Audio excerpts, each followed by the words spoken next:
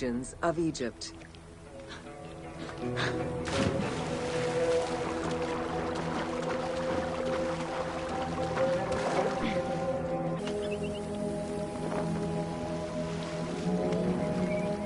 Life in ancient Egypt was concentrated along the shores of the Nile. Lower Egypt was situated on the Nile Delta near the Mediterranean, and Upper Egypt was at the south reaching into Africa. Due to its proximity to the Mediterranean, temperatures in Lower Egypt were less extreme than in Upper Egypt.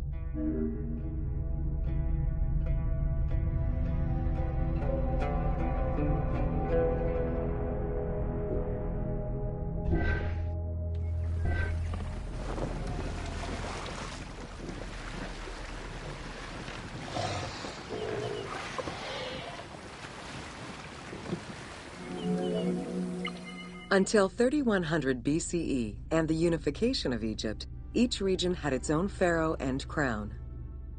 Lower Egypt's crown was red and marked with symbols of papyrus and beads.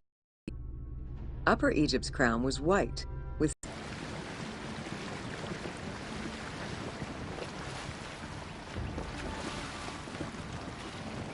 regions had competing major cities, most notably Memphis in Lower Egypt and Thebes in Upper Egypt. There were different religious cults in both regions, each worshipping their own major gods.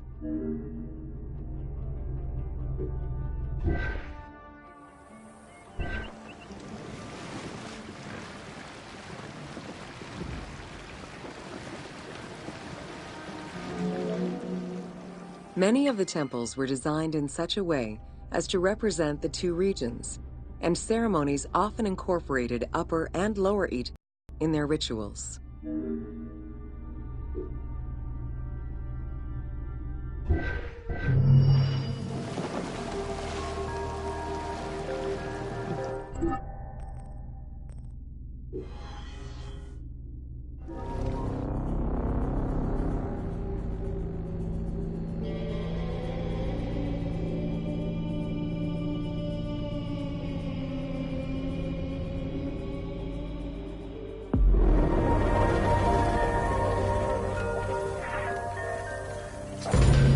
Welcome to Bringer of Life, the River Nile.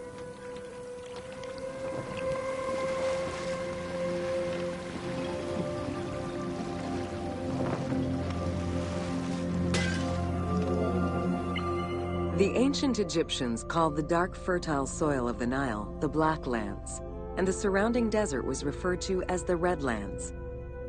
The dramatic difference of productive land opposed to barren desert had a deep influence on cultural ideology, mythology, and religion.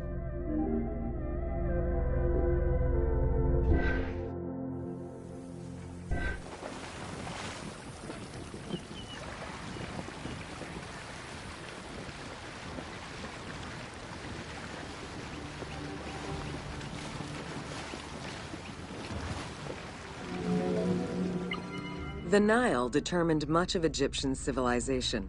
For example, the seasonal cycle of the Nile was so consistent that ancient Egyptians created their calendar around it. The flood season, or Akhet, was when the departing floodwaters left arable soil for crops. It was followed by the growing and harvesting seasons, known as Peret and Shemu. These regular seasons, along with abundant wildlife and rich soil, meant that Egypt's denizens were able to nourish themselves and ensure their country's strength in trade.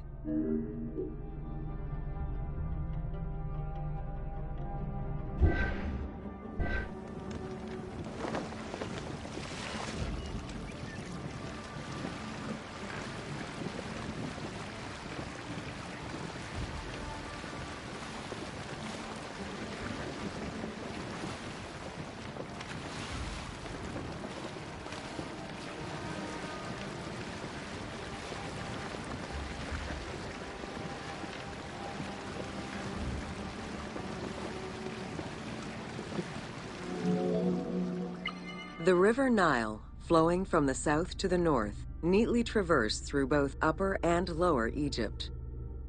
All of Egypt's major cities were built along this narrow ribbon of life. Protected by mountain ranges and deserts which acted as natural barriers to enemies, and sustained by the Nile's plants and wildlife, Egyptian civilization enjoyed economic and cultural prosperity for over 4,000 years.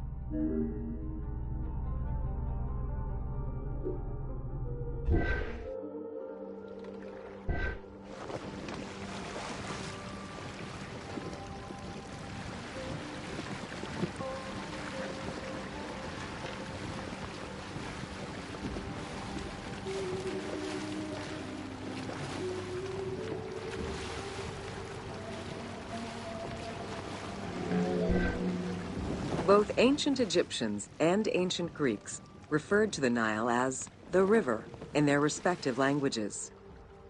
Stretching a distance of over 6,700 kilometers, the Nile is one of the longest rivers in the world.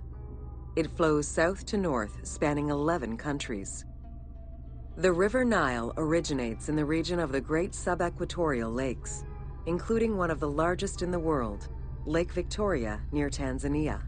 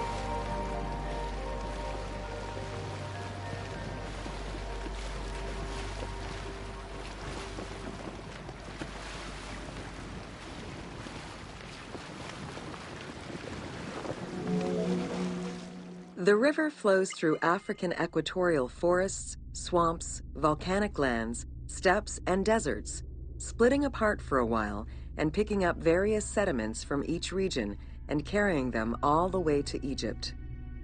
Its main artery, known as the White Nile, rejoins with the Blue Nile in Khartoum. This is where it weaves through rich deposits of silt and nutrients, carrying them along in its wake.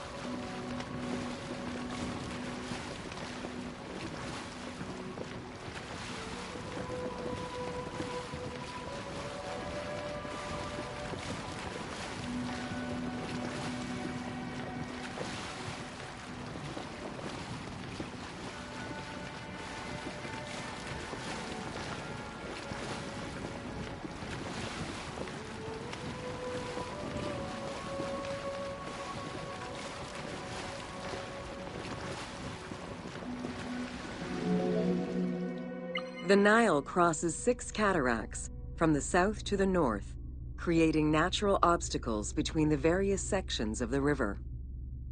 The cataracts are long zones of about 100 kilometers, where the bubbling and rapidly swirling waters advance tumultuously amid enormous heaps of rocks and benches of hard stone.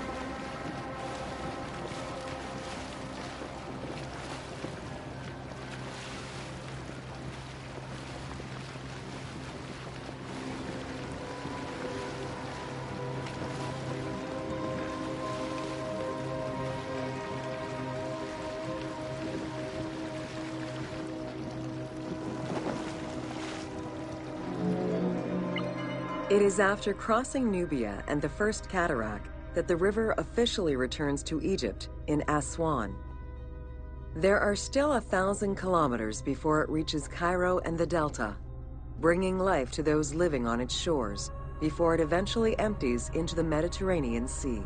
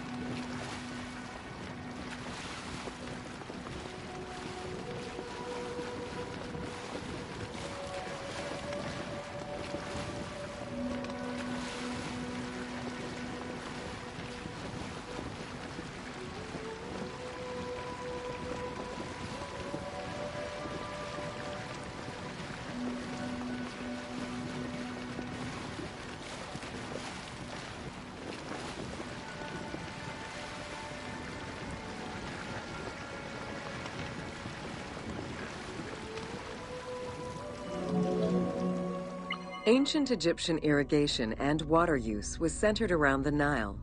However, they also had access to streams and rivers, as well as several large lakes. The Delta, situated at the north end of the Nile, also known as Lower Egypt, is a large irrigated area where the river splits into several tributaries.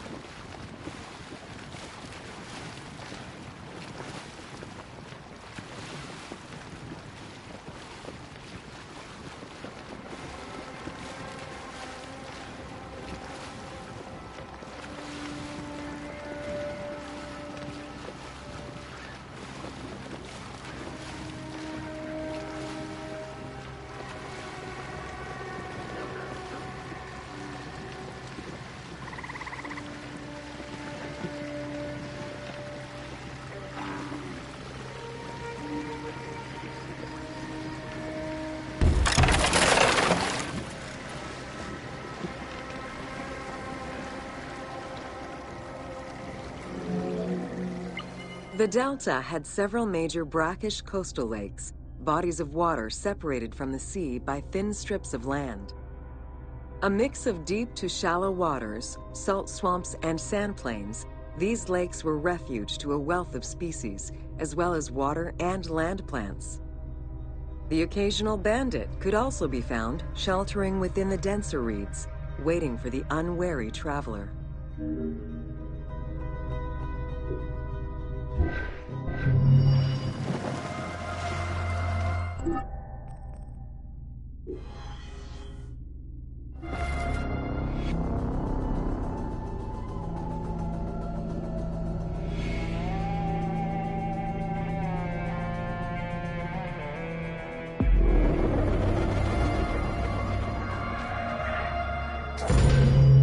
Welcome to Deserts of Egypt.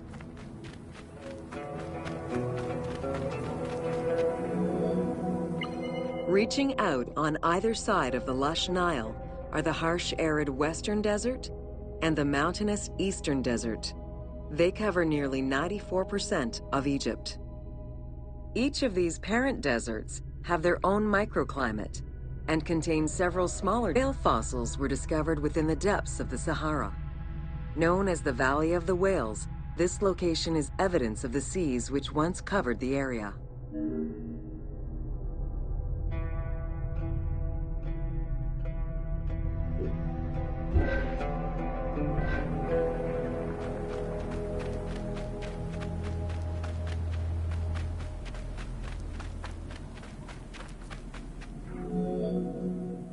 The White Desert in the northeast of the Sahara owes its name to its white limestone soil, contrasting with the yellow sand.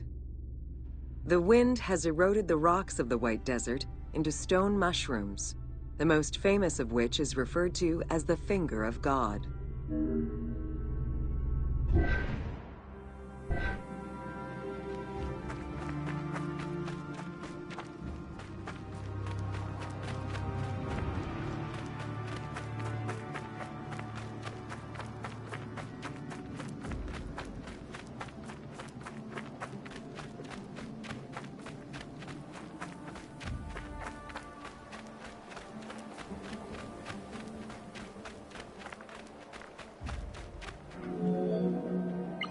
The Great Sand Sea is a large unbroken desert that reaches out through western Egypt and eastern Libya.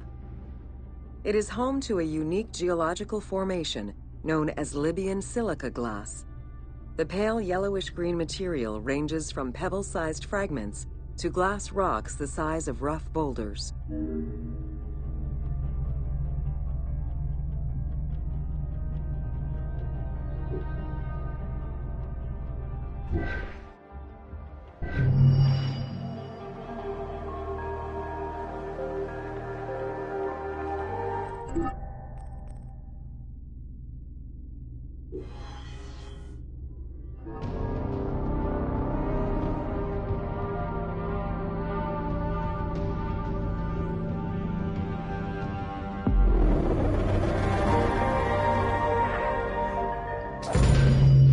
Welcome to the Qattara Depression.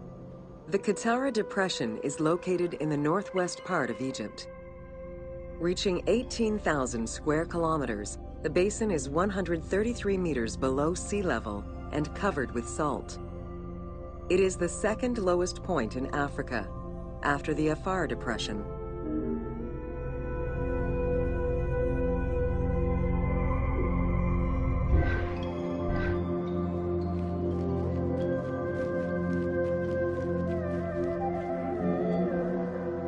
The climate is very arid, with average temperatures reaching 36 degrees Celsius. The famous Siwa oasis is located on the protected southwestern region. Today, the Qattara Depression is utilized for oil exploration.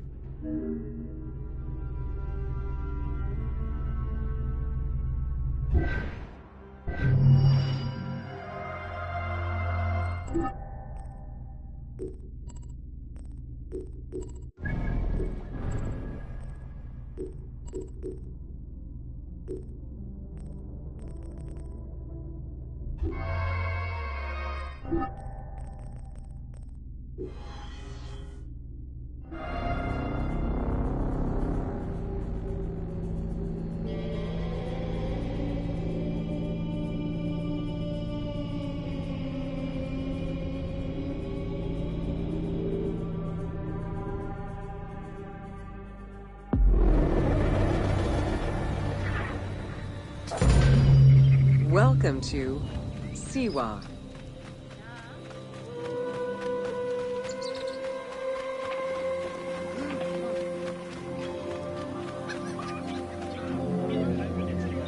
The Siwa oasis is in the western desert of Egypt. Geographically, the Siwa oasis is located in a depression 20 meters below sea level. Its natural springs and warm climate aided in the bountiful production of date trees. Though clearly influenced to some degree by Egyptian and African culture, the area's isolation resulted in a unique society and language. While they worshipped the same deities, Siwan temple architecture differed from traditional Egyptian temples.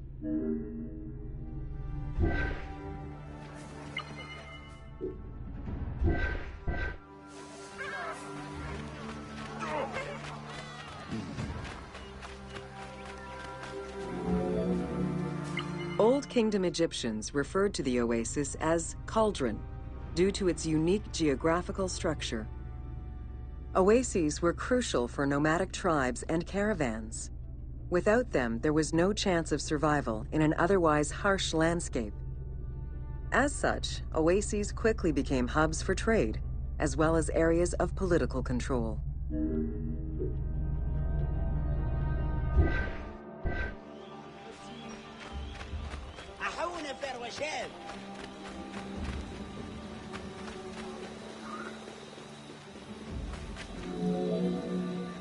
Because of the dry climate, there is very little rainfall to sustain the oases. Instead, underground rivers flood the natural basins. Since many oases have a north-south orientation parallel to the Nile, some geologists suggest they were once tributaries of the mighty river. There is evidence that ancient Egyptians attempted to create some oases.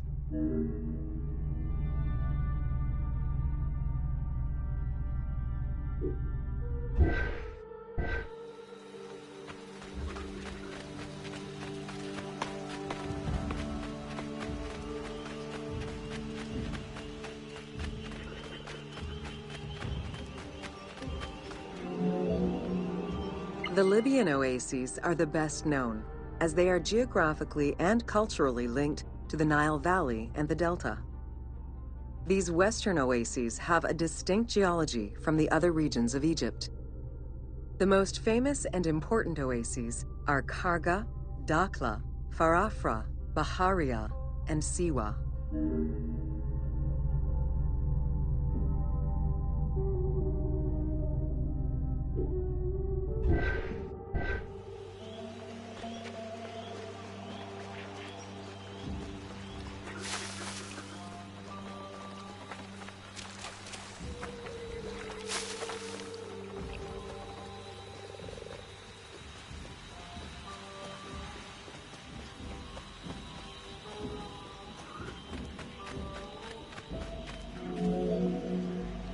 The Spring of the Sun is one of many thermal sources in Siwa, with the particularity that Cleopatra would have bathed in this one, giving it its name. The presence of the source beneath was attested already by Herodotus during the 5th century BCE, when the oasis was called Amuneion by the Greeks of Cyrene.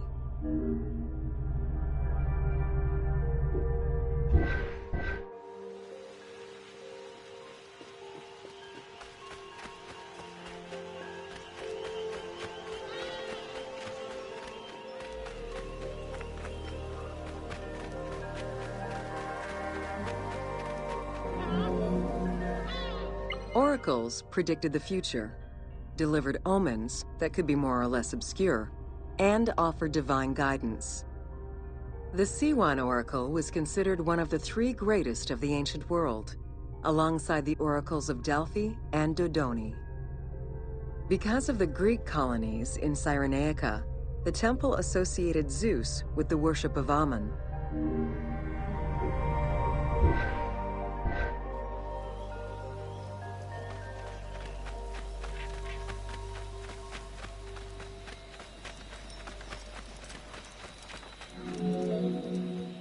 It is no wonder that Alexander the Great made the perilous journey to Siwa in order to consult the oracle, emulating the actions of mythical heroes such as Hercules and Perseus. This action earned the approval of the oracle, who validated his claim as Pharaoh of Egypt. He was confirmed as the son of Ammon, conferring upon him the most legitimate claim to date of all Egypt's foreign invaders.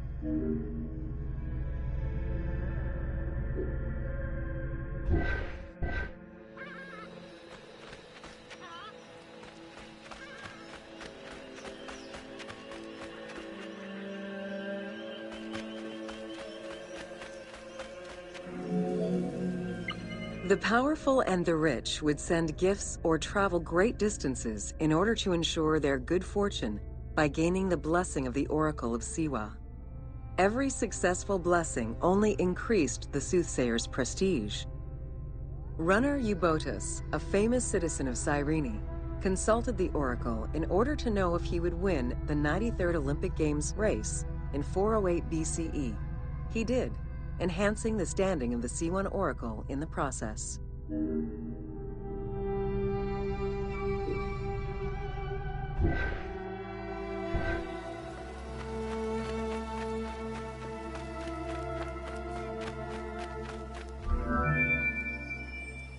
The Temple of the Oracle of Amun was built in the 6th century BCE by Pharaoh Amasis. In the game, its entrance is guarded by ram-headed sphinxes, the animal representing Amun. They were inspired by similar statuary located at the British Museum. Another option would have a Greek-influenced representation of Zeus Amun, a human-headed sphinx with horns. This representation of Zeus Amun was very popular in Siwa.